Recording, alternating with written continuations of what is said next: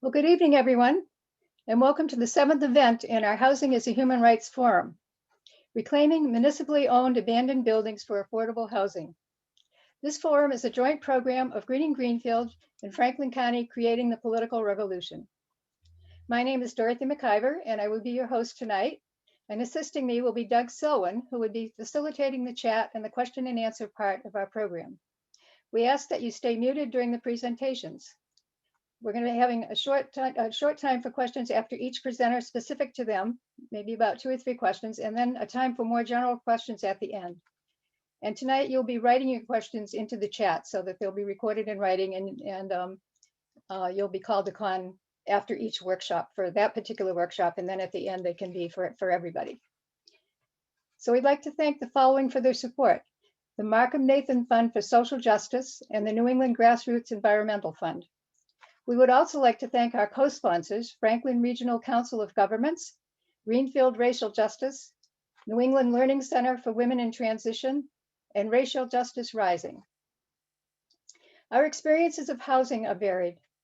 As the FERCOG study shows, there's a shortage of housing for low and middle income residents in Franklin County.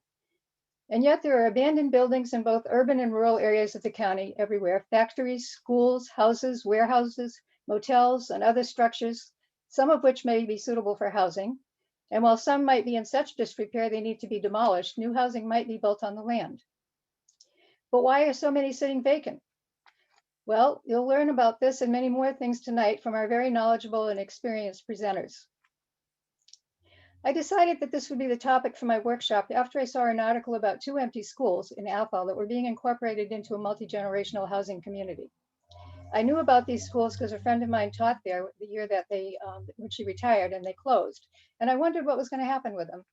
So I'm intrigued. I called the Athol Town Hall and I spoke with Eric Smith, the town planner, who emailed me a packet of information about this project and connected me to Sean Suhosky, the town manager, who is spearheading this project. And so Sean was the first to agree to be a workshop presenter. And as things spread out over the months with COVID, later Walter and Ramsey and MJ Adams jumped on board. So we're happy to have the 3 of them here tonight as our presenters. So Sean Suhosky has been the Athol town manager since 2014, and he's been instrumental in overseeing a transformational investment in this mill town of 12,000 residents. This includes ongoing downtown redevelopment of over 45,000 square feet of long vacant mill space and the new Athol Community Elementary School. Prior to coming to Athol, he was the Economic Development Director for the town of Air, where he created a modern assisted living facility of over 70 units by redeveloping a former hospital, as well as transforming a long vacant elementary school into 21 units of affordable senior housing. Sean holds a law degree from the New England Law School and previously was on the adjunct faculty teaching government at Mount Wachusett Community College. He will be speaking tonight about his latest project, Riverbend Row. So welcome, Sean. Thanks, Dorothy. It's so nice to meet you after all the emails. I think this has been about a year in the making. It feels that way, doesn't it? Oh, you're muted. That means I'm supposed to go, not just interact with everybody and talk. Let me put up the sharing of the screen, and that's good. I can skip the first slide because I was going to talk about myself, but Dorothy said more than I ever could. So let's just get right into it here. Yeah, this is all the great stuff I've been involved with, but as you'll see at the end, it's never I, and it's never me, and it's never one person, never. And when we go through these projects and you hear from the other speakers, you're gonna understand what I mean about that. It really does take a village. It takes a community. So I am the town manager in Athol. I've been here since 2014. The town has made some great strides over that period of time due to the work of many, many people. It is, I call it an iconic New England mill town, because it is.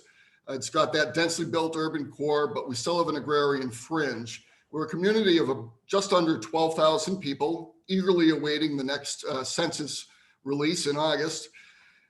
But our housing stock reflects is reflective of a mill town. Almost half of it was built before 1939. So we do have a challenge in our housing stock. Our last housing action plan, we finished it my first year here in 2014. And in preparing for this, I realized, gee, it's already 7 years old and we got to start working on the next. You can never be stagnant. You always got to keep moving forward. In Athol, we had a very large inventory of vacant, abandoned buildings, distressed properties.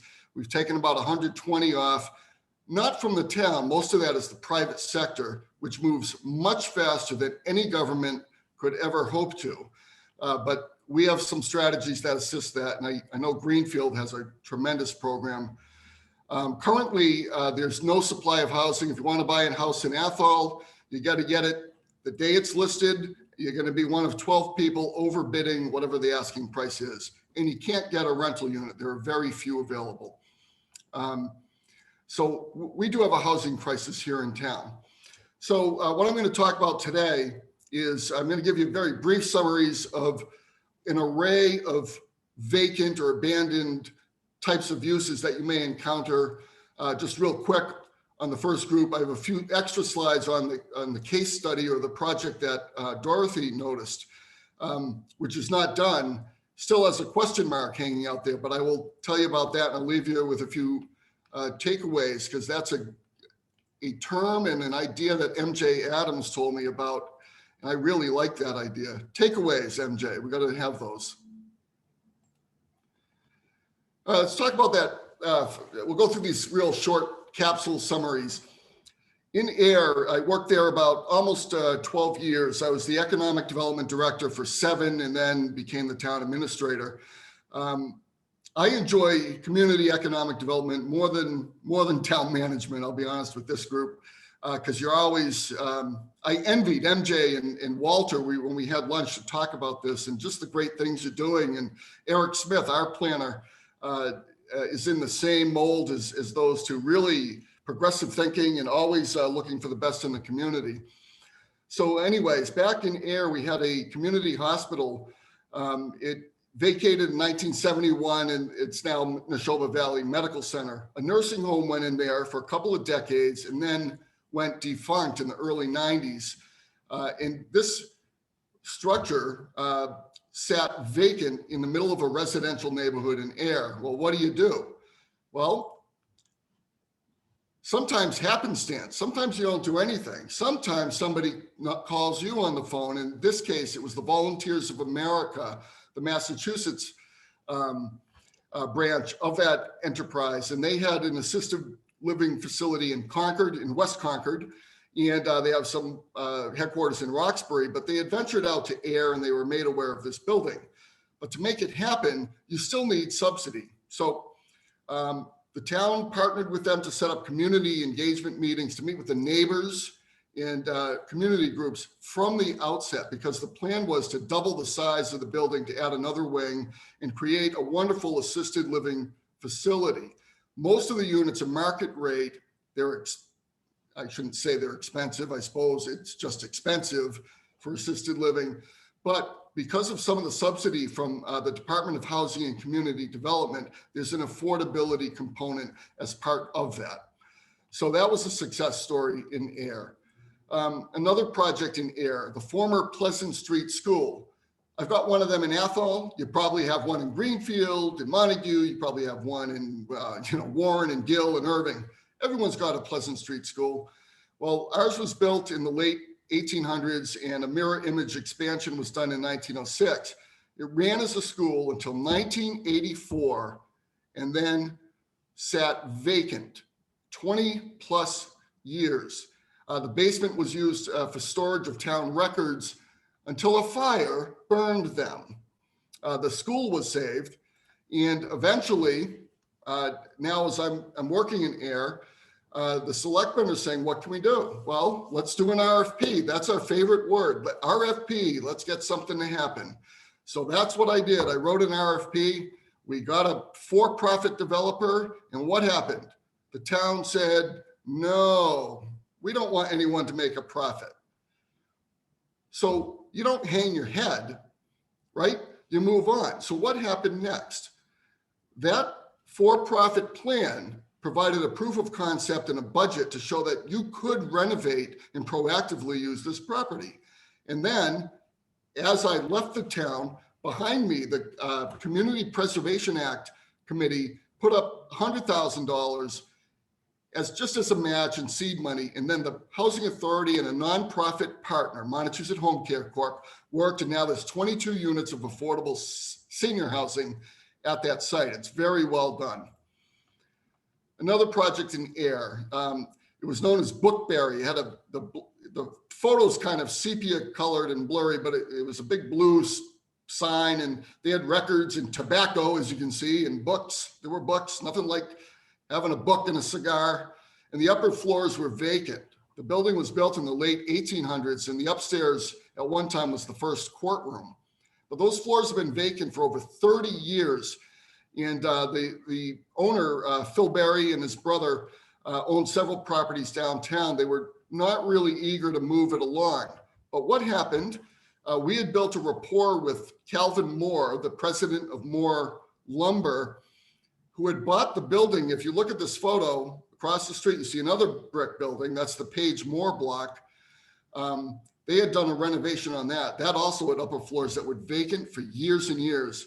And it's just so nicely redone. Well, that developer, when he said, I brought to him, hey, we have a grant. We can get you a housing development support grant. That program is no longer with the HCD, so you'd have to look at other pockets of money. But so what happens? Calvin takes $750,000 of his own money. We have an $850,000 state grant, and then Mass Development finances the balance. And you end up with 8, they're 1-bedroom units on the 2 upper floors, 30-year affordability restrictions, and the downstairs is now Bar 25 in a coffee shop. They came in after. When I was there, it was a restaurant that went in. And now we have new tenants down there. But it's a vibrant building in the heart of downtown Air. It can be done. Couple more. What do you do with a vacant tax title land? Well, our favorite friend, the RFP. So we wrote one of them in Air, seeking a nonprofit developer with a preference for affordable housing. Town meeting has to approve that. But they bought into this, and Habitat from North Central Mass has built a single family home there in Air. We have a project in Athol that's ongoing as well. Also in downtown Air, Chandler Machine was a sewing machine manufacturer. And in downtown Air, it's a town of 7,500, but it's very densely developed in its core from the heyday of Fort Devens. And anyway, this manufacturing enterprise went out of business. And what do you do? The property was obsolete. Well, the town offered a density bonus to get additional condominium units. And we put it through the local initiative, LIP means local initiative program. That's a way that we were able to put it onto the subsidized housing inventory in exchange for affordability restrictions. They're condominiums, and 2 of them of the 16 were affordable. They look like a city, an urban setting. They're tight, but sold right up because there's access to the MBTA and the beautiful projects I talked about before. Here in Athol, vacated upper floor office space in downtown. Right now, it's still vacant. It's above a new restaurant, Los Agaves, a wonderful Mexican restaurant in downtown Athol. And this building had an elevator because it was an office for community support options, a social service agency. They relocated to the new hospital building. And now the developer, well, you got an elevator. Why don't we make these units with disability standards in mind, wide doorways, walk-in showers, and other amenities such as that. And I think Dorothy said part of your housing focus was, what do you, to reference that if you could. This isn't Sean's idea. I talked to the owner of the building. I said, well, that's a great idea. What made you think to do that? It's going to be a great success. There's a need for that. His answer was, Eric Smith suggested it. Well, Eric's our town planner. So I'll bounce back to when I say there's no I in team and communication counts, it really does. And I need to move along so that we can press forward. So the project at hand that Dorothy read about, there were 2 elementary schools built in the early 1900s. Almost every town I know of has an elementary school built that looks just like these. Well, what was unique about these 2 schools? They're both on the same, they're on 2 parcels of land, but they comprise an entire town block. So it's about 3¼ acres. They've been vacant since 2016 when we built our new elementary school. And on the map, you can see the proximity to downtown and the Millers River on the top right corner. And in the bottom right corner, on the end of that Google image is the roof of the School Street Apartments. That was a middle school in Athol that was redeveloped into 50 units of affordable housing about 12 years ago with certain zoning relief required, much as Ellen Bigelow and Riverbend need. What are the highlights of this project? Well, you've seen the buildings. We can create 53 units of housing that's affordable to a range of incomes, from 30% of the annual median income, average income for this region, up to 110%, some workforce units. We're going to renovate those school buildings, historically sensitive renovation, same facade. They're going to maintain those classrooms. Those are going to be just amazing apartments with those historic features. There needs to be a new connecting structure that will house 20 one-bedroom units for senior citizens. The program will feature on-site management. That was a requirement of our good friend, the RFP. The project cost has gone quickly from $20 million to $30 million over the last year as we got deeper and deeper. At the end, the property goes on the tax rolls in Athol while you have these affordable units, and it creates tot lots, green space, and a little respite for the neighborhood. We hope to have it operational in 2024, 2025, depending on the sequencing of the financing. So let's talk a little bit about affordability, what it means. I'm not going to go into the your left-hand column there, project affordability, but what I'd say is you can do the percentages later. Athol is part of Western Worcester County. The average median family, I should say not average, the median family income here is $88,140. So the 30% units, those very low income units, for say for senior housing, the 1-bedroom unit, you could have a household of 2 and you can earn up to 21,200, less than or equal to that amount, and you'd qualify for those. That's the lowest income, or a household of 4 is 26,500 is the income limit for those. So it does really get to the affordability. And of course, 110% AMI, 13 of those units are workforce. So that could be a household of 4 earning 96,000, say. So that's above the typical in Athol, Orange, and North Quabbin, some of the North Quabbin towns. To make these happen, it's expensive to renovate these historic buildings. You need a whole milieu of financing and grants. HTCs are historic tax credits. LIHTCs are low income housing tax credits. You need those subsidies or these types of projects don't get done. The developer will take a loan as well. That'll be subsidized by the rents as it goes forward. There's funds still through Department of Housing and Community Development, the private housing side. Mass Housing has some programs, Affordable Housing Trust Fund, and some others. So there's a whole mix, and you really need a developer partner that can take advantage of those. This is just, we'll pass over this. It's a typical, on the left would be the new construction of a senior unit, the 1-bedroom in the new wing.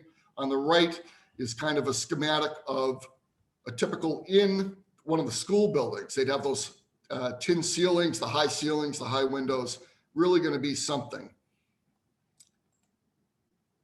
Again, that's an architect's representation of they'll put the lawn and people having fun. In the back, this is to illustrate that the new connecting structure will be lower in height than the existing schools and won't detract from the historic facade. So we are getting down to the last couple slides here, and I haven't timed myself. Dorothy doesn't seem to be wagging her finger at me just yet. I see you down there, Dorothy. Well, we're getting close here, Sean. Okay, we are getting close, and I am too. So project chronology, apply this to any project. Nothing happens overnight in these types of projects. You got to stay with it. We did our first RFP, get used to that word, in 2016. We got right on it. Oh, the buildings are vacant. Okay, Sean, let's have a plan. Let's go get them. Well, we had 3 nonprofit developers interested. None submitted a proposal. Later, they said, and it's not political, what they said was there was a change in the administration in Washington, which there was. And at the time, there was talk about revamping the whole National Park Service and the historic tax credit program. So that meant this project was dead in the water. Nobody submitted. We stuck with it. In 2018, one of those nonprofits, New View Communities, a community development corp out of Fitchburg, approached the town, said, hey, we're still interested. Let's put this through a design competition. Well, we did. And graduate students worked on it, came in second place. It provided yet another proof of concept and a pathway to get the thing financed and show feasibility. We did our second RFP in 2019 and selected New View with Icon Architecture as our partners. We signed a land disposition agreement in the summer of 2020. That's the board, my signature, but it's the Board of Selectmen negotiate and approve that. In the fall of last September, we had a neighborhood open house, toured all the abutters, invited them, had great feedback, a few constructive comments, a couple criticisms, obviously. February 21, we received final site plan approval from the planning board. Things are looking good. We filed, there was some zoning relief needed for parking relief, and there was a special permit required as well. So there's a few variances, special permit required, just like the school street apartments. That success story needed 12 years ago. We're facing a little bit of a headwind with that board. The public hearing is next continued to the end of May. So that's why I have a question mark. We need that zoning relief, or that, well, on this demonstration or presentation, I won't go into alternatives, but there are under chapter 40 or 40A, I believe. So what are my takeaways? There really is no I in team. Half of the projects I mentioned, all I do is cheerlead or play this big of a role. The town's got to be a partner in a lot of these items, but it's the private developer. It's a nonprofit developer. It's the state. It's granting entities. It's the town planners. It's the community that has to really be creative, be resilient. Don't give up. The projects take time. They take years. Build enthusiasm. Educate the naysayers. Don't get mad at them in public.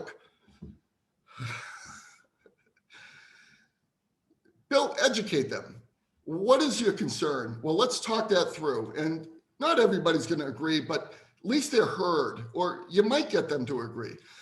Provide your governing bodies with facts about the project, so talking points, so they can be ambassadors to the community. The select board, I can't do anything if my policymaking board isn't behind it. I need their support. They're the elected officials in town. They each have a different, all 5 of them may have different constituencies. So 5 times, if they talk to 50 people, maybe, that's 250 more people in a small community. That's a lot of people, and it just builds and builds. Most important, and I was going to try to end on it with a real flair. Nobody knows who Commander Taggart is, do you? Commander Taggart was played by Tim Allen in the classic sci-fi movie Galaxy Quest. It's a spoof on Star Trek. Very funny. Never give up, never surrender. And if you click on that YouTube link, which I won't do now in the interest of time, you can actually watch that scene. I'm not making that up. Never give up, never surrender. Okay, thank you so much, Sean. Close. Thank you, Sean. And so we'll now take 2 or 3 questions. Well, James Lemastro has asked, is anyone applying for $400 million of one-time monies starting now for 1 year, non-repeatable under the American Rescue Act for home and community? I'm assuming that's for Sean, but it also, if MJ or Walter have something to respond to that, I'm sure that would be welcome now. What I'll offer from Athol is we're looking at everything under the ARPA plan, and I haven't seen, unless something came out today, on or before May 10th, we should see guidance from the US Treasury that'll give us the details on how to access that. But MJ. This this Jim Lamastre, it's a state program. There's $400 million of state money. Recently, it hasn't been allocated yet. We've gone through a process. I belong to Dignity Alliance of Massachusetts, which is a coalition of disability and senior care group, and one of the significant ones, ARP. And we basically had a meeting with the Secretary of Elder Affairs and some other people within the state about this particular pot of money. It's one-time money. It's could use for one year. State is not clear how it's going to spend the money. We're advocating a number of policy areas, most of which are in housing.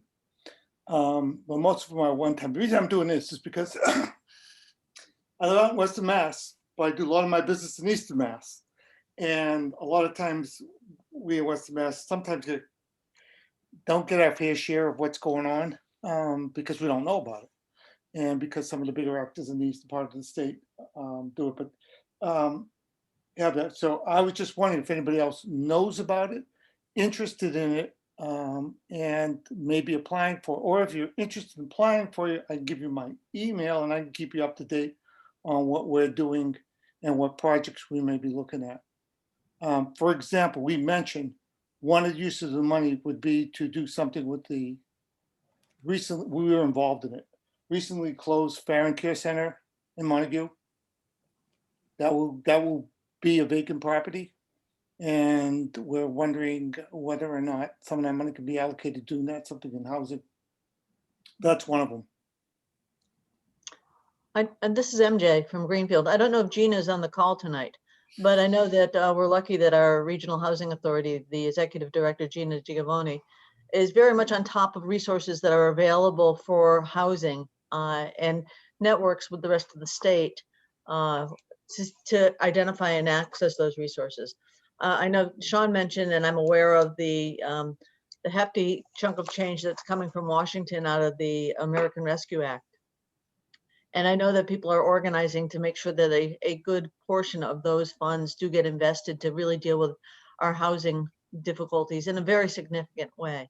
I know that the continuum of care from the Housing Authority, or from the Community Actions Continuum of Care for the Homeless, has been having meetings about how to access some, identify and access those funds that seem to be coming out.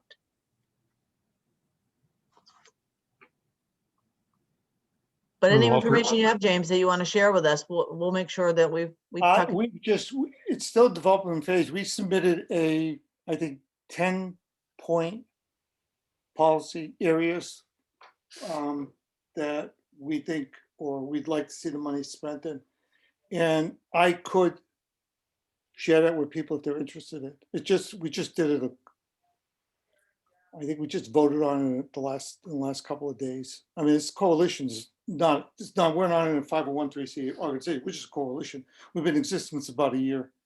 So it sounds like there's some future conversation to be had here. Oh, absolutely. And I would like to see some of the money coming out to Western Mass.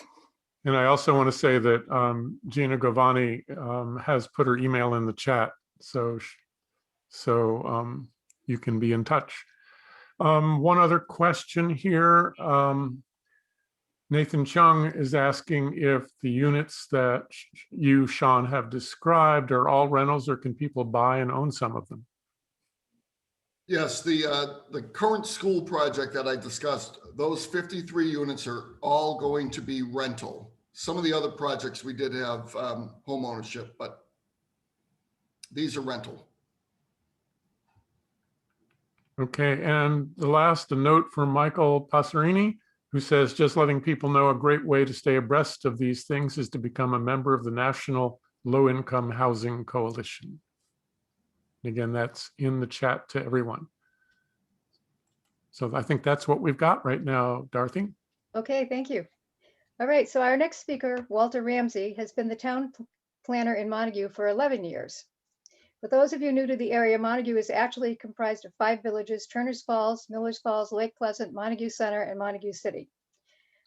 Walter manages land use regulation as well as strategic community and economic development initiatives for Montague. His professional focus remains steadfast on facilitating the revitalization of traditional mill villages, like Turners Falls and Millers Falls. He's an accredited professional planner through the American Institute of Certified Planners, and he lives in Turners Falls. Walter will be talking about 2 specific completed projects he's been involved in, as well as 2 situations that are open to possibilities. So Walter. Thank you. Thank you, Dorothy. Hi, everyone. How are you doing today? Um, so let me pull up my screen here.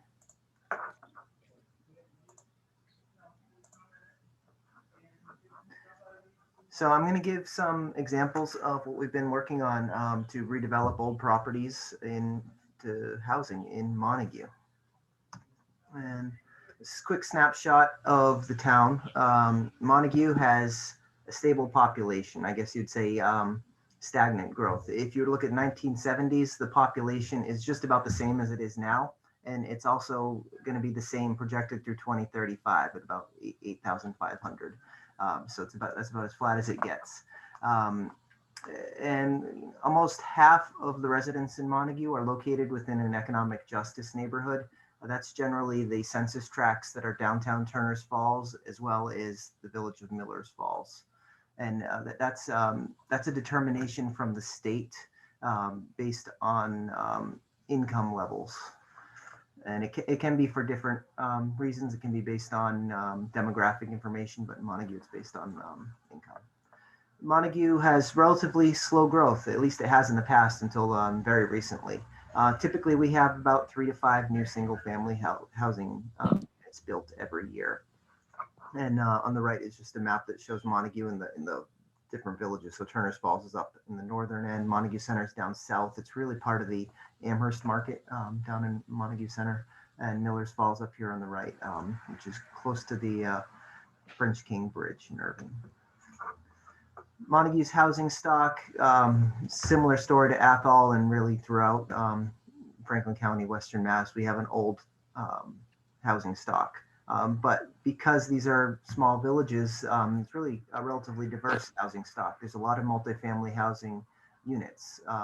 Turners Falls specifically has a very high proportion of renters and has a majority of the stock of rental units in the county is found in Turners Falls. Montague recently fell below the 10% affordability threshold under Chapter 40B of Mass General Law, meaning that 9.5% of Montague's housing units are considered affordable. And 88% of those units are concentrated in Turners Falls. So for many decades, Montague did not have to worry about 40B projects because they were over that 10% threshold. It's very recently that we've fallen below it and need to start thinking about what we can do to get back to that 10%. There's a steady supply of older buildings in town that are there for being repurposed. We have mill buildings, we have schools that have closed because there's not as many kids as there used to be. We have churches closing because Turners, if you've ever been here, is the town of churches. There's at least 6 of them that I can think of off the top of my head in downtown, and a lot of them have closed or consolidated. And these are old buildings with water and sewer services. They're connected. They're in the core of these villages. They're architecturally important, and the town spends a lot of focus on trying to get these properties put back into productive reuse. And these are some of the most challenging properties to work with. Montague has an excess capacity in existing water and sewer infrastructure. So we're talking about other parts of the county that are desperately seeking water and sewer infrastructure. Montague in reality has more than we need. We're kind of overbuilt. Our sewer system was built to take the capacity of large mills that are no longer there. And our older residents we're seeing a lot of demand for them to age in place. There's a shortage of senior housing options in Montague. We're seeing a demand for those. We're also seeing younger populations being attracted to town. particularly being attracted by the lower housing costs. So note about Montague's housing stock. You know, back in 2010, around when I started, and we made some concerted efforts to redevelop some old mill properties. I guess before those efforts, which I call before the recession, between 2004 2009, most of the housing being built was single-family homes on the outskirts of town, almost kind of sprawl type development, particularly on the southern end of town. Yeah, almost 90% of housing units were single-family home. Looking out after the recession between 2010 and 2019, only about a third of the units were being single-family homes. We were able to develop 51 units of apartments and other infill housing that was added to our housing stock. And that was mostly through the redevelopment of a couple properties that I'm going to talk about now. These are generally the tools that we use in Montague. We're the smallest of the three communities they're talking today. You know, particularly when we're looking at rehabbing our housing stock, we use community development block grants to fund what's called a housing rehab program to help bring properties up to code. We also work with the Attorney General's office to do the receivership program, another program designed to bring properties up to code. MG is going to talk a little bit more about that in her talk. And when we talk about growing the housing stock in town, the tool that the town uses most is what we call homesteading, or it's another way of saying a request for proposals of selling abandoned and distressed municipal properties that the town has taken, and we're trying to sell those below market rates for redevelopment, for the development of housing. And the intersection of these two is you know, having good zoning that allows for new growth and to encourage people to rehab their housing, and good land use planning. Obviously, as a planner, I fall in the middle. I'm getting a little bit outside my territory, looking at RFPs and these programs, but they all go together hand in hand. So I'm going to talk quickly about Montague Center School as an example of a success story, similar to the schools that Sean's shown you, and we're all familiar. Every community does have them. This was a school that closed in 2009, and it was an 8-year process to get redeveloped from when the school closed to when there was ribbon cutting for the new redeveloped property. The town did an architectural assessment, and the community basically wanted no more than 4 units, and that just wasn't economically viable when we put it out to RFP. The first RFP didn't yield any results. The town had to put it out again. This is a common theme you'll see, is that it takes several tries, sometimes a lot more than 2, to get the right developer. You want to make sure you're working with the right team. In this case, we did get a developer interest in the second time. It took a lot of coaxing on our end to stir up interest. This is a for-profit developer, and they proposed 22 rental units, and the town accepted the proposal. The town's agreed to sell the property at way below market rate for a nominal fee. The town went through town meeting and got an appropriation and provided a water main upgrade to the property. That was going to be necessary to support all the rental units. The town had to go through a zoning change just to allow multifamily use at this old school, which is right in the heart of Montague Center. And the developer had to obtain 2 different special permits from the town. They had to go to the Planning Board and the Zoning Board of Appeals. The Zoning Board of Appeals decision was appealed by abutters who did not want the property. They were vehemently opposed. I think there was a lot of hurt feelings that the school was closed and how it was closed in the first place. The community felt like they were really losing a key part of their village. So I don't think they were going to be happy with really anything that was going to go there. But the town got behind the developer because he made a very strong case that they needed to do 22 units in order to make it viable. And he proposed, and the results were a net zero property, beautiful looking, You can see the solar panels on the roof, solar carport, great landscaping, beautiful apartments on the inside.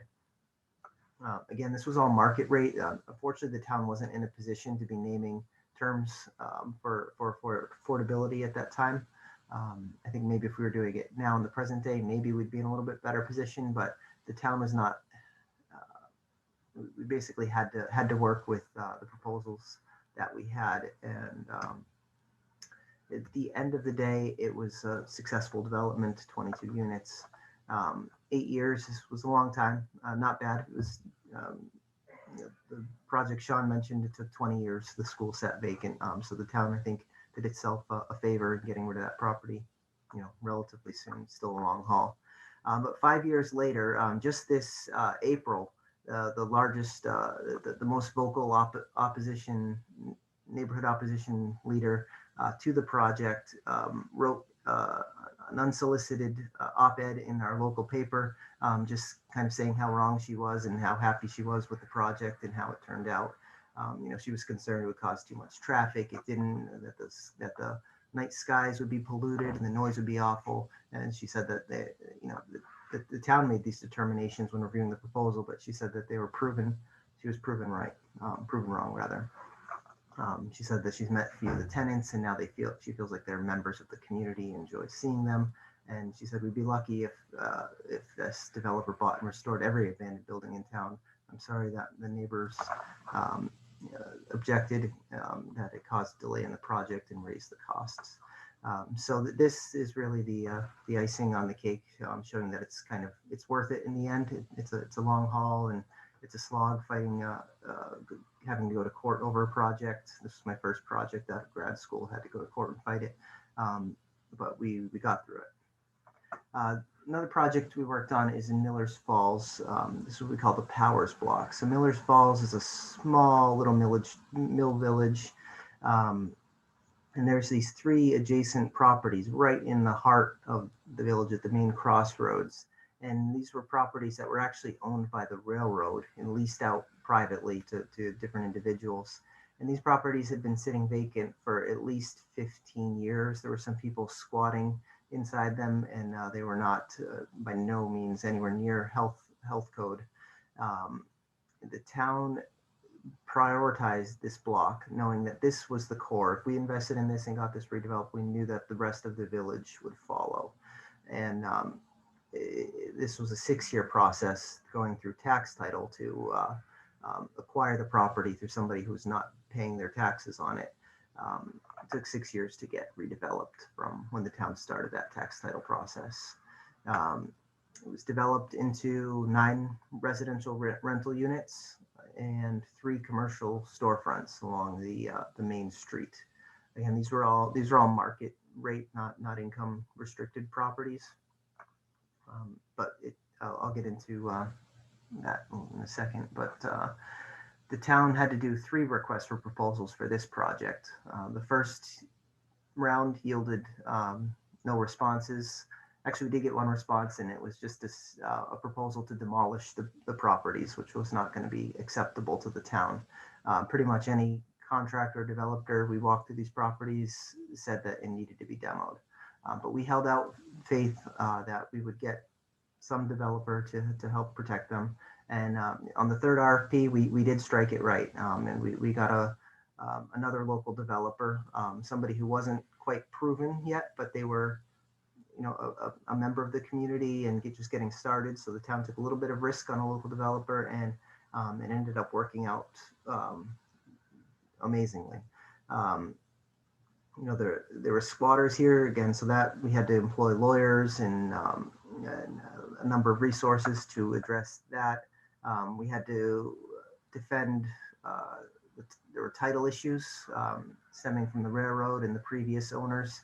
The person who wasn't paying their taxes, they fought the town on every aspect that they could in court. So there was a lot of lawyers involved in this and a lot of patience. That person happened to be in a butter too, who also appealed the zoning special permit for the project. And so we had headwinds at every step of the way, particularly from one particular resident can really slow things down. but we did have support from the select board and the zoning board and planning board unanimously throughout the process. There were brownfields issues at this site. One of the buildings was being used to, in the basement was being used to store oil tanks. Somebody was acquiring oil tanks and putting them in the basement of a building, and it had a dirt basement. And so that had some leaks in it, had to be remediated. We used the Franklin Regional Council of Governments Brownfields program to do the assessments and come up with a remediation plan. And we were able to negotiate with the developer who got all of these properties for $1 with the agreement that they would redevelop them and to historic standards, and also to remediate that that basement issue in one of the properties. And so now the property has a clean bill of health. Additionally, the property it was a recipient of historic tax credits. And in order to enable historic tax credits to come to the project, the town actually created a historic district. And that's a multi-year process working with the Mass Historic Commission and the National Park Service to come to do an assessment and go through a public process to establish a historic district. So now Montague has its newest historic district is Miller's Falls. It's our third historic district in town. Being in one makes you eligible for historic tax credits, which were critical to making this project work. So there's an overview of Miller's Falls. These three buildings are the ones that were redeveloped under the program that I had just talked about through our commercial homesteading. We sold it for $1. And they were developed to the Secretary of Interior's historic standards. But it's importantly, it's allowed, we worked with the Attorney General's office to do receivership of several adjacent abandoned properties as well. And these are shown here in yellow. And those represent a total of 19 residential units, and 14 of those are transitional housing, and 3 additional commercial storefronts that have been rehabbed by that same developer who acquired those properties through the receivership program. So it was kind of a snowball effect where this developer found success in Miller's Falls and was able to acquire adjacent properties and fix up really the whole village center. Again, and it's actually, I had the numbers wrong, it's 21 units of permanent supportive housing units that house previously homeless individuals while they stabilize and transition to permanent housing. I think CHD is the owner of that. And we had done some planning around Millers on the Move to get the community behind these efforts and to help, reactivate the main street and show the community that, things are happening in Millers, and that after decades of dormancy, investments happening, and how it can be a good thing. And here's a picture of Miller's Falls in 2009. A lot of abandoned and way underutilized blighted properties right on the main street. Here's what it looks like from last week of the properties fixed up. It's much more inviting. The storefronts are occupied. All of the residential units are occupied. And it's become a destination. There's a breath of life in the village again. So again, it makes it worth it. And now we have a historic district, and this is what we consider the core of that historic district. And there's more to come in Millers. But those were projects that were completed. I wanted to end on a note that's looking forward towards things we're working on. Spend a lot of my time working on what I call the Canal District in Turner's Falls. That's the mills that are located in downtown between the Power Canal and the Connecticut River.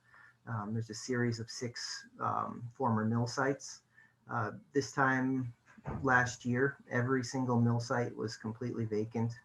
There was not a single, I guess going back 2 years, there's not a single employee working in any of these mill properties. They were all vacant. At least 4 of the 6 properties are in some level of town ownership or tax title. And things are turning around. For sure, it's been a multi-decade effort, but housing is an important part of what's going to happen in this canal district. We've already seen $6 million of public investment in various aspects of the district, with a lot more to come. And housing, particularly at the railroad salvage site, 11 Power Street, is going to be a critical component of the success of this district, which we've kind of divided up into 3 areas. We're working right now on a bridge right in the center of the district that's going to provide utilities and pedestrian access to the Southworth paper mill and the former housing authority building. These are the 2 mills that are on either side as you drive into town over the bridge. These are going to be the first sites to be redeveloped. We got 100,000 square feet of cannabis going in one of the mills. But we have a $2 million MassWorks grant to fix up that area. We're proposing a park on the northern end, but the southern end is where the railroad salvage site is, and we have the EPA is doing a $2 million cleanup of that site as we speak. The property was damaged in a fire in late 2016, and it took a few years just to get EPA interested enough to do the cleanup. But this is becoming a major priority for redevelopment for the town of Montague, and we're hoping to get a repair of the bridge that goes to the site on the transportation improvement plan in the next 5 years. That's going to make this a really viable site. It's 3.4 acres. It's right next to downtown, 5-minute walk there. And not just a walk to downtown, but you're near the food store, the pharmacy, the hardware store, the post office. They're all within 5 minutes. It's really an ideal space for housing in that sense. The bike path's right there, and as I mentioned, we have planned infrastructure improvements nearby, including replacement of that bridge that's going to the site. And the town rezoned this for multifamily use in 2019 in anticipation of redevelopment here. And the town it's in the tax title process. The town's expected to take ownership in 2022, next year, after the EPA gives the property a clean bill of health. So some takeaways from Montague, lessons that we've learned along the way. Triple T is that things take time. They always do. A lot more time than you'd hope. When you go into any project, just be there be ready to be there for the long haul. Stay true to your objectives, but be flexible on how to achieve them. So in some cases, there's what the community wants, and then there's what the developer wants, and a lot of times the town officials are the ones trying to figure out the path that's going to work between those 2 interests. And you got to figure out what your goals are. Are your goals to save a historic building? If so, you might need to be a little bit flexible on the number of units that are going to be in the property, or the composition of those units. There's a lot of give and take in redevelopment these, and the less rigid a community is, I think the better the outcome will be, and the quicker the outcome will be. Always maintain forward momentum. There's always setbacks, and so sometimes just the market's not there to even issue an RFP at the time. But there's little things that the town can do. You can tweak your zoning to make it easier. You can make your permitting processes more efficient. You can do some planning and community visioning around a site. You could fix up a sidewalk near the site if you have a grant fund.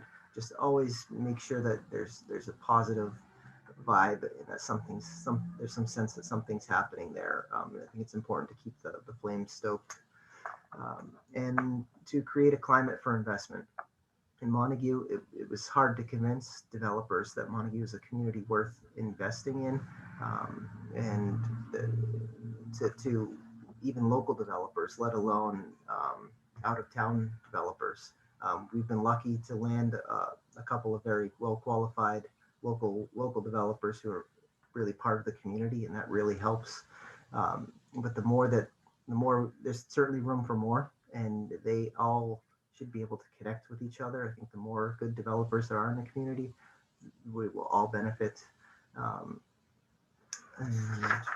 So Walter, Yeah, Um, yeah. Yeah, I think it's time to wrap up and we'll Okay, get some questions my in. last point is that I think one item that's missing from Franklin County that maybe Athol has that we don't is the lack of a for-profit housing developer. And I know that RDI is trying to get revamped and redo some housing, but I think there is a missing piece, and town of Montague would love to work with any nonprofit housing developer, community development corporation to develop more affordable housing in town. Thank you. Thank you, Walter. So we do have a few questions for Walter. From George T. Were you faced with the contention? Oops, wait a minute. My screen just went crazy. Were you faced with the contention that the zoning change to accommodate the Montague Center School constituted spot zoning? And maybe George or Walter, you can talk about what spot zoning is for those of us, or at least me, who has no idea what that means. There's I guess a concern that the town rezoned did a rezoning to benefit a specific project. And it's kind of a misnomer. You know, when rezonings happen all the time to support specific projects.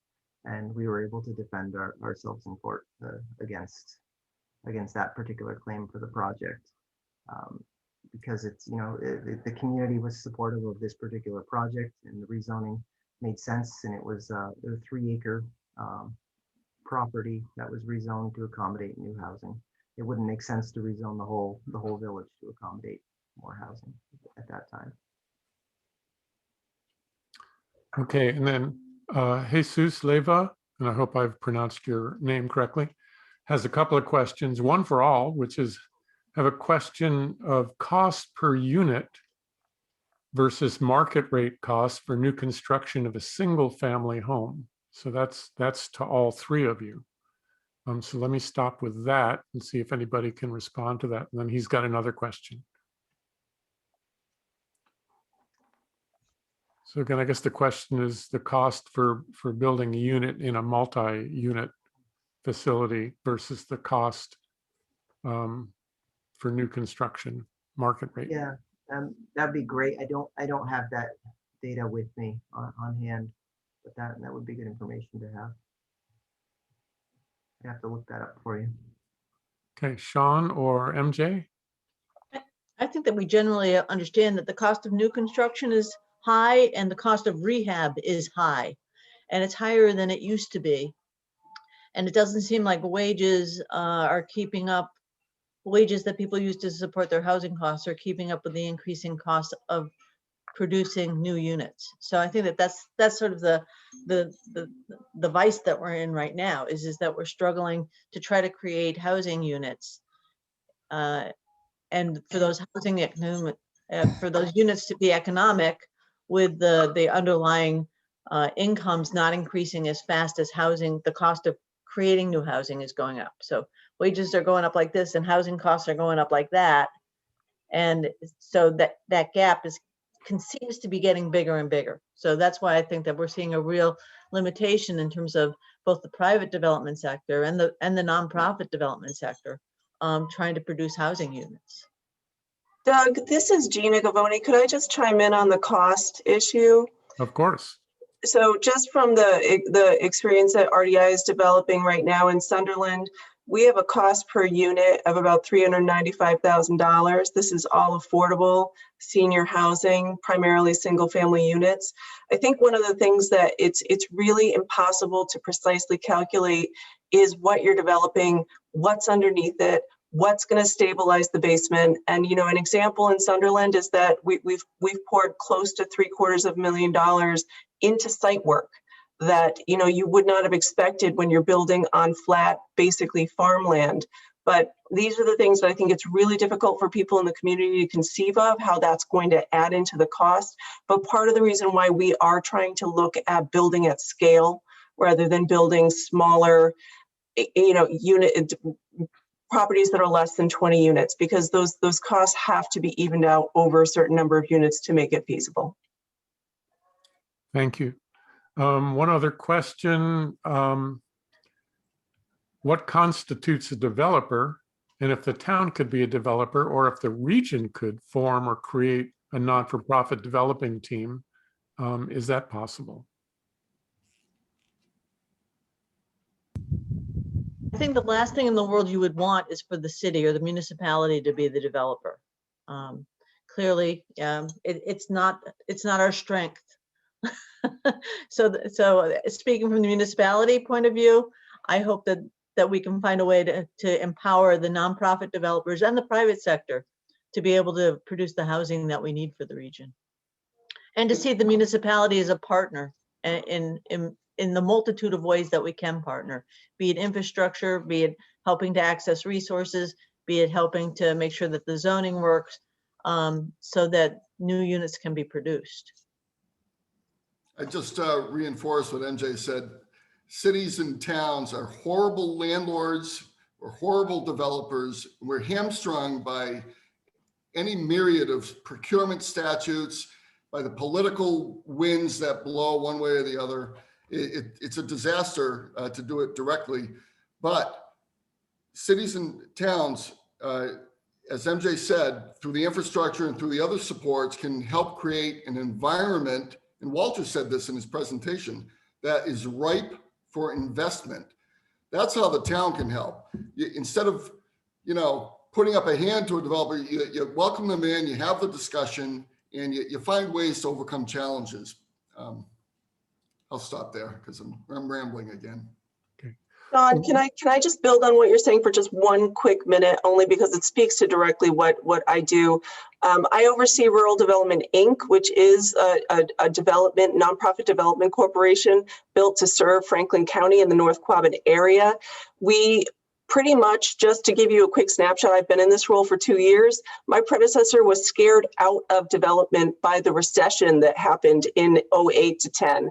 I think some of the last deals that we did between then and between 2014-15 really kind of scared the pants off of us. And we're just now getting to a point where we're figuring out how to get our feet back into this. And I'm excited to be here, but I just want to say, I am excited to be here. I'm excited. I have a conversation scheduled with Walter in the morning. I hope to talk more about the Farron Care Center, among other things. But I just want to put that out there, that something happened here. And I think we all lived through this. We all remember this. And this changed a lot of projects that we were all working on. There were a lot of things that were in the pipeline at that point that needed to be bailed out. And a lot of nonprofit developers who were not experiencing some of the highs that for-profit developers get really experienced those consequences. So I'll stop now. Thanks. And one more quick question. I know we want to make sure there's plenty of time for MJ, but a question that came up about what happened to the squatters who were moved out. And I think it's an important question because it really does put us, or highlights that sort of tension between wanting to develop a town economically and making sure that what we're doing is also paying attention to those who are needing affordable housing. So you want to raise a tax base maybe, but you also have a lot of people in need. So there's the narrow question of what happened to the squatters and maybe the larger question of that tension. Yeah, I'm not sure what happened with the one particular squatter in the Miller's Falls power block. There was an agreement was reached, cash was exchanged, and now we have 9 units where there was one person living in the whole building. And there was also a question about how we hope to create more affordable housing in Montague. And I'll say that the priority of Railroad Salvage Site and possibly the Farron as a redevelopment site, I see those as the Montague's best opportunity to increase our supply of affordable housing through hopefully a mixed use mixed income development. I've been trying to gain support from the community for mixed income development in Turner's Montague City for the last couple of years.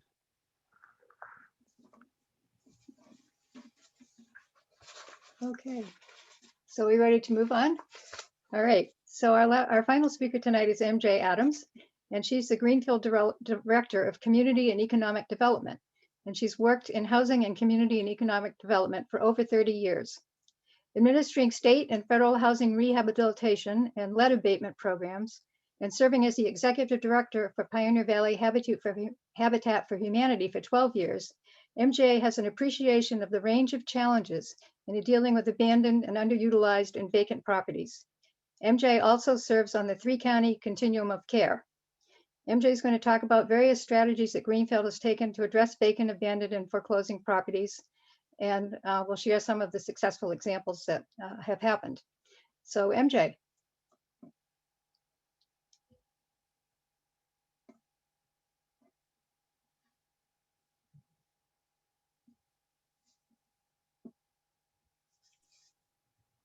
MJ, you're muted. You're muted.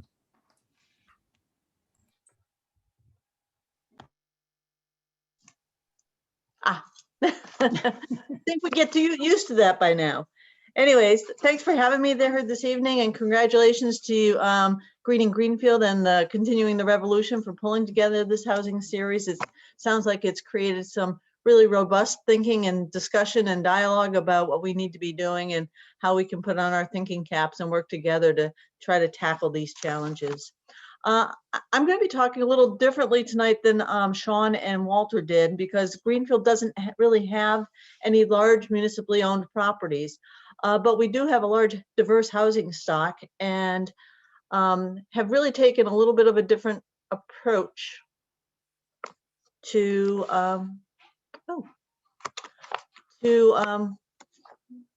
our approach. And what that has been is that we're really looking to take a look at our smaller properties, our multifamilies, 2 and 3 and 4 family properties and single family homes, to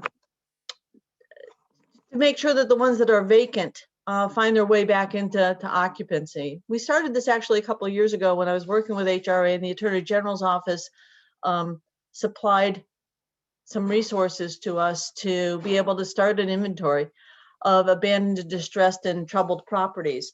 And so we created both Orange, Montague, and Greenfield started their own inventory. When I moved over to Greenfield, we picked it up and continued to work on it. And properties were identified by the building inspector, by the Board of Health, by the town treasurer, or the community development office to fit into this. And I should just give you a little bit of snapshot to tell you a little bit about Greenfield. We're the county seat. You already know that, I'm sure. Population about 17,250, more or less, projected to be fairly constant. I realize that I didn't drop my slide into this presentation, but we're a pretty diverse population. Well, diverse, getting more diverse, but relatively not terribly diverse in terms of the context of the state as a whole. 87% of our population is white. We have about 8% that's Hispanic or Latino. 3% are identify as 2 or more races, and 3% Black or African American, and about 2% is Asian. That said, we also have a pretty diverse housing stock. Most of our houses are single family detached homes, but about 13% of our units are in 3 to 4 family houses, and about another 10% of the units are in 2 family houses. About 77% of our housing stock was built pre-1980, and about 56% are owner occupied, with the balance being renter occupied. And the one fact about Greenfield is that 15% of our housing units are on the subsidized housing list. That's the list they keep to identify what towns have more or less than 10%, and that is a marker for the state. So now I'll hop into what our approach is. It has really been to respond to blighting properties and to prevent long-term vacancies of the residential units in Greenfield. Our inventory, like as I said, we developed an inventory of these properties identified by different departments, and then our approach is really to take a look at whether or not the properties were vacant. They might have been distressed, but they might have been occupied. And so if they were occupied, our first goal was to make sure that nobody was displaced, that that the properties that we were actively working to do something about in terms of solving them needed to be vacant. So the city actually created an ordinance that required vacant and foreclosing properties to be registered. That happened in about 2014. And what that means is that when a property goes vacant, either the property owner is supposed to notify the building department, or if it's going into foreclosure, the lender is supposed to notify the building department.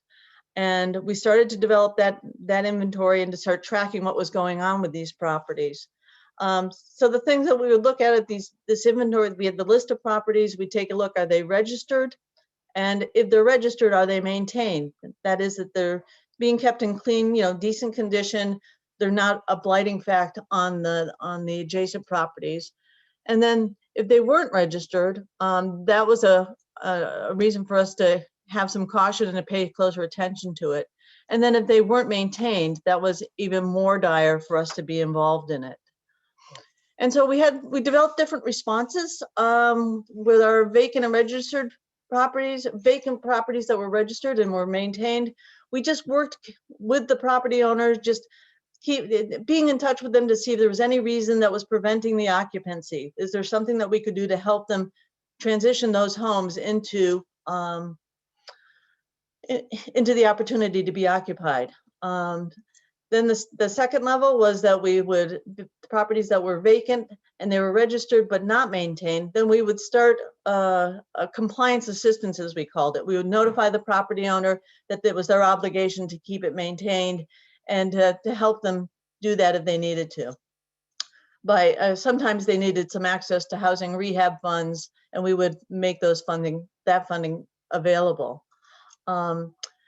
Then the properties that were vacant and were not registered, clearly we stayed on the property owner and notified the property owner. If we didn't have any response from the property owners, then we would reach out to the banks or the lenders and give them a notice that we needed the property to be registered and maintained.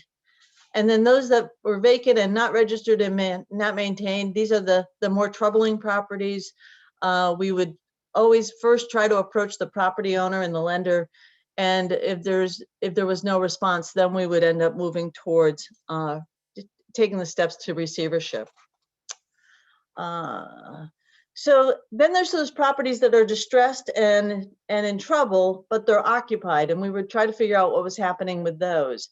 The ones that were occupied and the ones that were foreclosing, there's actually a notice that goes out in the Registry of Deeds. So we'd track those and we'd reach out to the property owner and refer them to the Franklin County Regional Housing Authority Consumer Education Center to get some assistance with foreclosure prevention. Because it was our goal that if a house, even though it looked like it might be heading for trouble, we wanted to sort of cut it off at the path and get assistance. If a property did end up being foreclosed, it was not unusual that the occupants would continue to be in the house, and that we would try to get the house registered, and then we would monitor for vacancy or deterioration. And then again, in the last case where it's occupied and there were health and safety code violation concerns, clearly the Board of Health and Building Department and Code Enforcement would get involved with referral to housing rehab programs and heading towards receivership as a last resort. So out of our outcomes of our properties, we had 143 properties that ended up in our inventory, and that represents more or less 200 units in the Greenfield market. About half of them have been resolved over time, and when they get resolved, what that means is either that somebody else has bought them and moved into them and they're okay, or they've been fixed up and are back being what we call in functional occupancy. But of those, there's 10 that are under priority enforcement with us right now. And what that means is they're not maintained, they're not registered, and that we're working actively to move them, to advance them forward. As I said, we're trying to engage with the property owners or the lenders to get something done with that property. And I'll say that some of the properties have gotten resolved because we've been in a situation where we're doing some active work with the property owner and they have made the decision that it's time to sell the property to someone else. And so you have a new owner that comes in. We can sometimes work with the new owner to get that property up and running. The 45 that are under enforcement are ones that were just, they either are not registered, so we're trying to get them registered, or they're registered but not maintained. So again, we're doing compliance assistance. Clearly, we're trying to prioritize our effort on those units that are most problematic for the community. And then there's properties that we're monitoring, and those are ones that are registered and maintained or have recently sold, and we're keeping an eye just to make sure that they're heading in the right direction. That's not a high level of watching that we're doing. It's just keep checking in on them every so often. And then we have 4 newly identified that have been identified as vacant, but we haven't done the research to figure out what's up with them yet. So of the properties, the successes have been Deerfield Street, and I'm going to apologize, I have the wrong presentation here. Where Deerfield Street, imagine if you will, 102 to 108 Deerfield Street, where we had several properties that were abandoned, two condemned single-family houses and a multifamily house that burnt. The city ended up condemning and taking those properties, putting it all together on one parcel together and doing an RFP. And out of that, we came out with the 7-unit, the Green River condominiums, which is a beautiful reuse of a site that was, really a blighting and distressed part of the neighborhood. The other success we've had is with the Cedar Street property. The property was heading towards tax taking. It was able to be transferred to a nonprofit owner, and they rehabbed it, and it's now operating as a sober house for women.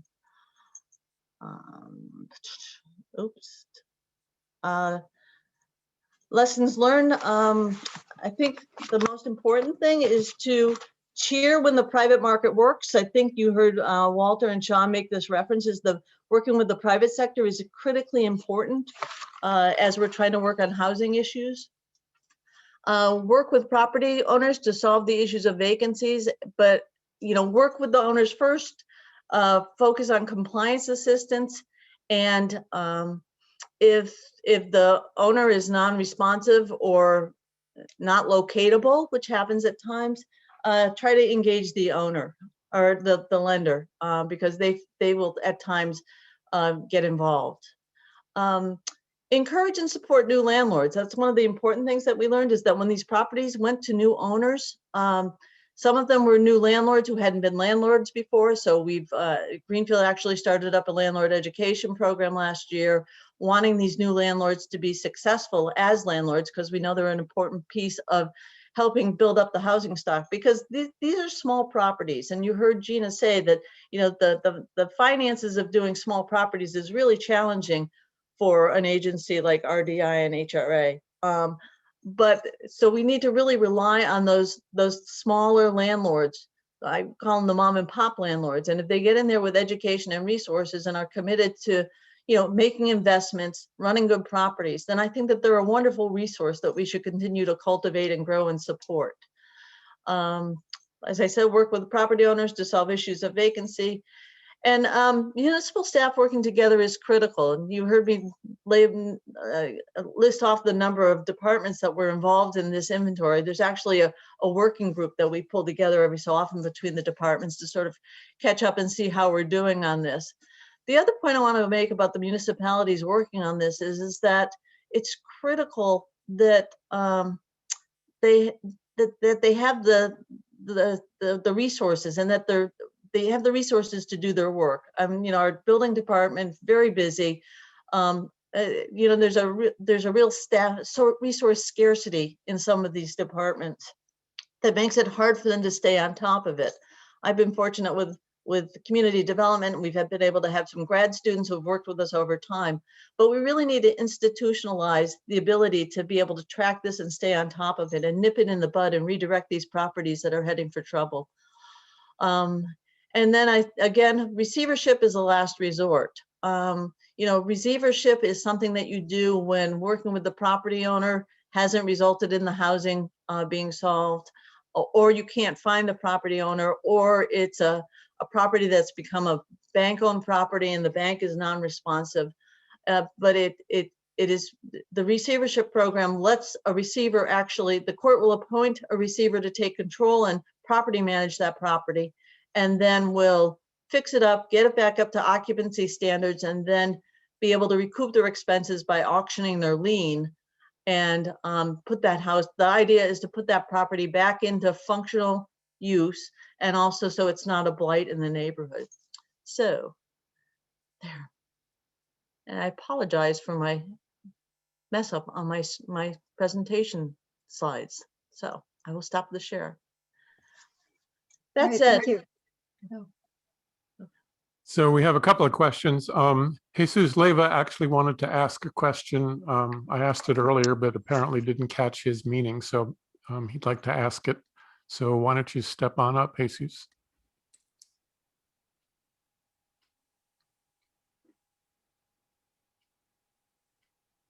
Perhaps he's not long with us at this point.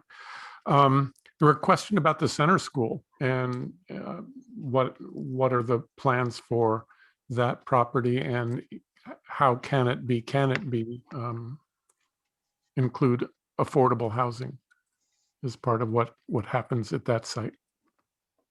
That was a question related to Montague. Do you want me to? Yes. I was gonna say, I would say, sorry, MJ. Yeah, the center school project that was completed, there were not affordable units in there. As I said, at the time, we were in the midst of a recession. I think the town was happy to get the property redeveloped back on the tax rolls for a housing purpose.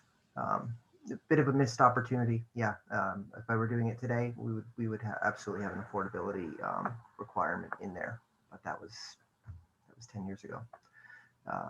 So that's my response on Montague Center School. Thank you. Question for MJ. Can you go into more detail about the situations involving foreclosures where the residents remained? The point is that our stance is that when there's a foreclosure on a property, the city doesn't take any action to any action on that property. I mean, it becomes the bank's property, and then we keep an eye on it just to make sure it's maintained. We frequently, I do believe that because we notify the banks about the requirement to register, that there tends to be, the responsive banks tend to be more inclined to quickly move those properties into a new ownership. And I hope that answers the question. Thanks. And Susan Wargaftik asks, how does Greenfield's housing process relate to the development of affordable housing? Well, as we move these as we move these rental units back into occupancy, sometimes we are able to put housing rehab funds into it. We're working on a project right now where it was a 3-unit real estate owned property that was taken back by the bank, sold to a new owner. We're working with them to provide some block grant and gateway funds so that they can rehab it. And with that comes an affordability restriction and a requirement that they not charge more than the fair market rents. So, I mean, that if the house is something that we're that actively involved in, then there are rental agreements and there are affordability restrictions. Okay.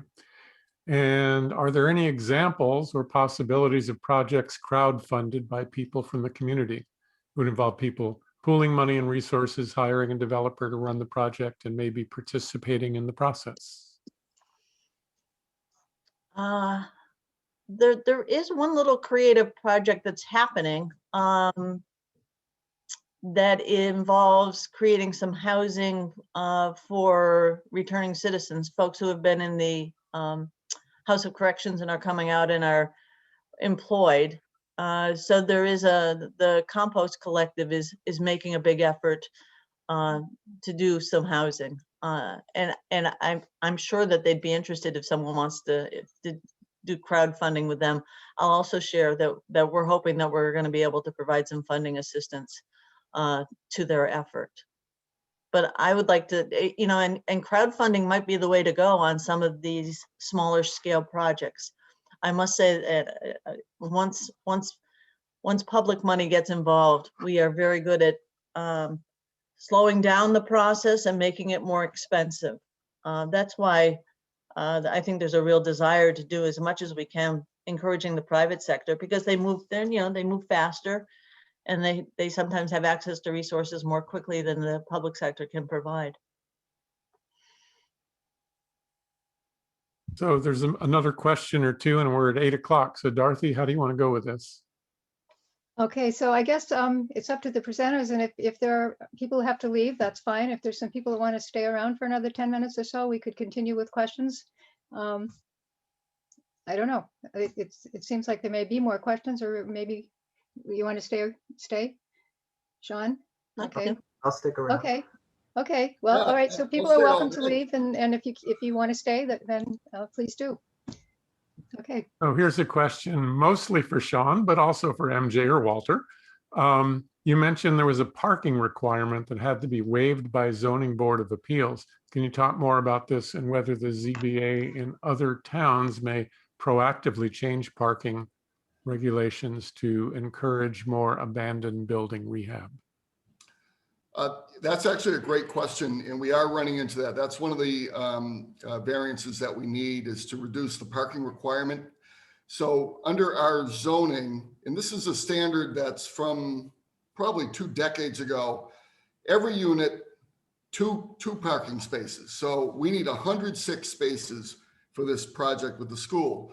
Well, except that 20 of the units are going to be limited. They're going to be 1-bedroom senior units to an affordable clientele. And actual data from this region, Athol Orange region, shows that the parking count is substantially less than 2 per unit for this type of development. So we're looking to waive it to about 1.5 spaces. We need zoning relief for that. If we had been more proactive with the zoning, and this is to the question that's being asked, it's really not the zoning board, probably your planning board, or I don't know if you're in a city or town, your city council could do this under zoning. Yes, if you want to make sure your parking regs there's enough parking, but it's not just asphalt everywhere. So this, in my view, and I'd like to hear what Walter and MJ say, there's been a pulling back a little bit on those overly done parking. Or how many parking spaces do we need? How much pavement do we need to look at? So that is an issue for us. And yes, I'd be proactive on that.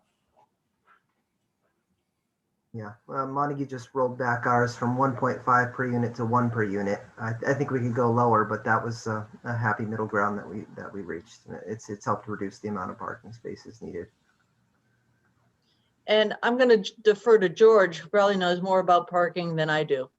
That's the planning director handles parking, zoning. Thanks, George? MJ. Yes, I'm on the Greenfield Planning Board, as it says, and in our master plan, which we created a few years ago, reducing the parking requirements was kind of a basic tenet that we were working toward, and we've been doing some work toward that. We haven't finalized it, but the same kind of trends that Sean and Walter are talking about to reduce the number of cars required per unit. And we've done that in a number of individual projects. We have recommended or supported somewhat lower parking requirements as it goes before the ZBA. Here's a question. How do you break the cycle of a slum landlord whose building is in trouble from selling to another slum landlord, or going into tax title and being auctioned to another slum landlord? Yeah. MJ, do you want to go, or I'll give one aspect. This does happen with tax title properties in particular. So the options for a community, your tax title custodian, in many cases, it may be a town treasurer collector, probably the tax collector. They have to follow a disposition process. They can auction it, can have a sealed bid, or just a property auction. You call in your favorite auctioneer and he riles up the crowd, and you get what you can for it. But you also get, as the question leads towards somebody bids $2,000 on a piece of junk, whatever they think they're going to do, flip it, do nothing to it and flip it somehow, and it can just sit there. It's a tough cycle. What we've done twice in the last 2 auctions is we've taken a couple of our troubled properties. This isn't a great solution, but the properties were bad, and we put you can put restrictions on those bids. So as long as it's publicized and announced and the auctioneer knows and you're bidding on it, and one of them was the building's got to be demolished. That was a case of a really bad property and we wanted it gone. You can also put other clawbacks, but you got to be very careful and work with your counsel, in my experience. Or get town meeting to transfer the property from the tax title custodian to the general government, and then you can do an RFP, our favorite word of the night. So that's what I got on that one. Yeah, I do think that, the problem is, when you get tax title properties and you sell them without any stipulations, that some of them move and some of them move very quickly and are renovated and are great properties, great new properties. And some of them are real problematic and sit there. We've got examples of both in Greenfield that I think we're learning that when we do a tax title auction, that there needs to be some sort of stipulation that there be some movement, especially if it's a property that's blighting or really troublesome to a neighborhood. So.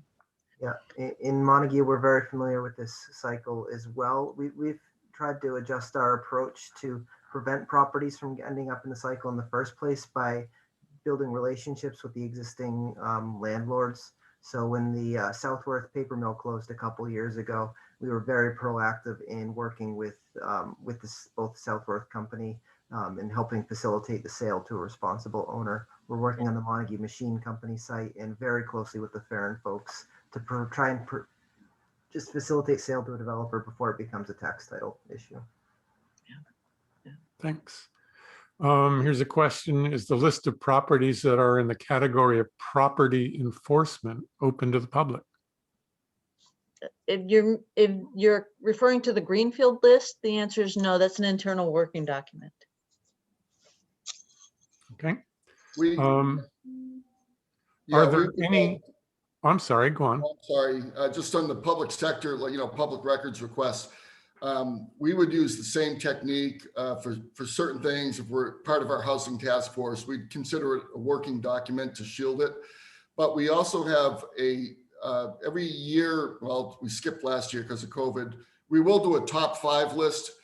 At some point, I don't know that it's good public policy, but we do go to let's shame them and list the top 5 vacant and abandoned structures and put it out there in the newspaper. And I wanted to put signs on the front lawn, and the selectmen and others walked me back from it. But anyway. And a question, are there any large vacant buildings in Greenfield? Yes, the Armory. The Armory is actually an interesting building for us all to keep an eye on. The state has surplused it. I know I've had calls from a couple developers who have expressed some interest in seeing that become possible housing. Anybody who's interested in it can get onto the DCAM listing and be notified when it finally winds its way through that process. That's the one that comes quickly to mind. Clearly, we're all watching the Wilson's property in downtown and are hopeful that housing ends up being one of the uses that building is repurposed for, along with some other delightful things that we'd love to see happen there. Those are the main things. And the other thing that we're talking very actively with our downtown property owners about is upper story renovation into housing. We want to see more downtown housing, both at the upper levels and also in the neighborhood right around the downtown. Greenfield's making a real effort to revitalize our downtown. We think that it being a neighborhood is a very important piece of that revitalization. We're trying to pull all the plugs to make that happen. And there's plenty of parking in the municipal garage.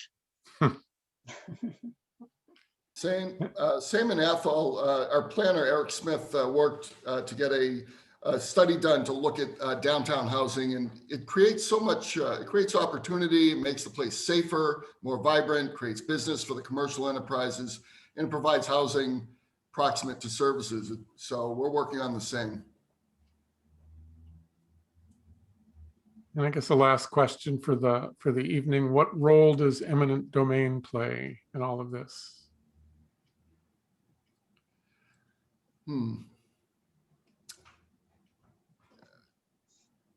Anybody?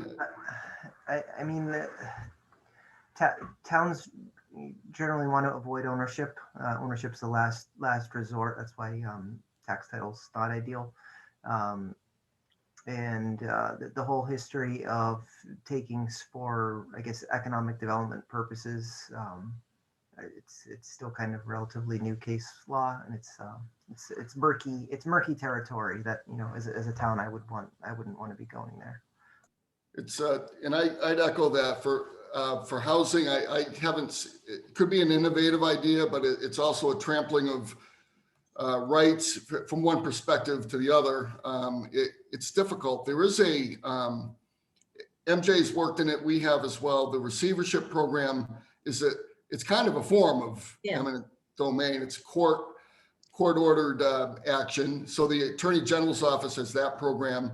The other thing is DHCD created a pilot program in response to, in 2016, they toured North Central Massachusetts, and Fitchburg, Leominster, Gardner, Clinton, and Athol were selected for a pilot program, Liabilities to Assets, it was called. It's now 2021, I mind you. And in 2016, we're going to get a new program. They worked on it. They fast-tracked it. In 2018, they came out with some regulations. In 2019, lists were made. And the idea behind this was it would be a form of a taking, and the state's piece was going to build the equity due to the high cost of rehab relative to the value of the property to get these things back. Athol's waiting on its first property, and I told MJ and Walter, the rehab cost now is upwards of $200,000 to rehab a unit in a very, I don't know the right word for the neighborhoods, hard scrabble, there's a word. It's tough, and so I don't know. We're still working on, keep working on it. But it's very bulky and cumbersome. Eminent domain right now for that purpose is difficult. Okay, well, a good conversation always leads to more questions. We don't have time for more questions, but there will be more meetings, more gatherings. So Dorothy? Yes. So thank you all for attending our workshop tonight. And especially thank you to our presenters, Sean, Walter, and MJ, for all the information you've shared about the processes and steps that are involved in reclaiming these abandoned properties, and with all the different models and the complexities and the obstacles and the successes, and the need to fulfill the needs of varying populations for safe, affordable, and accessible housing. And thank you to Gabby, our tech guru, for keeping things running smoothly, and to Doug for facilitating the discussion tonight. Before we end, I want to let you know that I was told we'll be sending you all a flyer and a link to register for a workshop that you might be interested in, which is the Attorney General's Office Neighborhood Renewal Division Receiver Training Seminar, which is going to be on May 13th. We hope you've all learned some new information and might decide to become involved in some way in exploring what housing options might be possible for abandoned properties in your communities as well, that could be transformed into housing. And one such group that some people might be interested in exploring, especially if they're in Montague, is getting involved in discussions and working on how the Farron Hospital might be converted into affordable housing. You will all receive a link to this workshop that you can share and watch again, and we'll be scheduling a follow-up meeting for those who are interested sometime in the near future. We have lists by town, so you can connect with others where you live, as well as a complete list of participants. This is the beginning of a process that will require work by all of us if we are to reach our goal of housing everyone. We intend to continue working on making housing a human right, not a privilege, and we hope you will too. Our next workshop, How Do We Pay for the Housing We Want, will be next Wednesday, May 12th at 6:30 p.m. And we encourage you to sign up for that if you haven't already. And if you've missed other workshops you'd like to see, they're all available on our website, on YouTube, housingishumanright.com. We also learned that our workshops may all be shown on GCTV. And one last thing, we have a discussion site that if you want to get involved in discussions about the different workshops, you can go to our website and housingishumanright.com and click on the community action, taking community action, and then housingishumanright.net, and then you'll get in on the discussions that are happening. And I think this is pretty much it. And again, thank you all for attending, and good night.